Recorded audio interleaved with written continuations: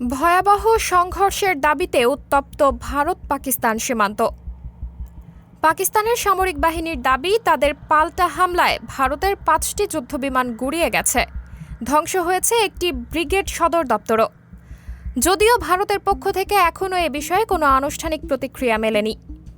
পাকিস্তানের সেনাবাহিনীর জারি করা এক বিবৃতিতে জানানো হয়েছে, গতরাতে নিয়ন্ত্রণ রেখা বরাবর ভারতীয় অবস্থান লক্ষ্য করে চালানো পাল্টা হামলায় ভূপাতিত হয়েছে ভারতের ৫টি যুদ্ধবিমান। একই সঙ্গে ধ্বংস করা হয়েছে একটি কৌশলগত গুরুত্বপূর্ণ ব্রিগেড সদর দপ্তর।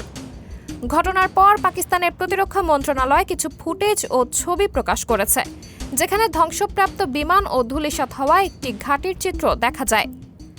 তবে জানা গেছে, এসব ছবি ও তথ্যের সত্যতা স্বাধীনভাবে যাচাই করা সম্ভব হয়নি। বিশ্লেষকরা বলছেন, এ ধরনের দাবি দুই দেশের উত্তেজনা আরও তীব্র করতে পারে। সীমান্তে অতিরিক্ত সেনা মোতায়েন ও নজরদারি বেড়েছে বলেও জানা গেছে। এদিকে পাকিস্তানের আন্তঃবাহিনী জনসংযোগ পরিদপ্তরের মহাপরিচালক লেফটেন্যান্ট জেনারেল আহমেদ শরীফ চৌধুরী নিশ্চিত করেছেন, ভারতীয় বিমান বাহিনীর সাথে সংঘর্ষের পর পাকিস্তান বিমান বাহিনীর সমস্ত যুদ্ধবিমান নিরাপদে রয়েছে। এই মুহূর্তে দুই দেশের মধ্যে সম্পর্ক ফের উত্তপ্ত হয়ে উঠেছে। আন্তর্জাতিক মহলের নজর রয়েছে উপমহাদেশের এই নতুন সংঘাতের দিকে। পরিস্থিতি কোন দিকে মোড় নেয় তা নির্ভর করবে দুই দেশের কূটনৈতিক অবস্থানের ওপর।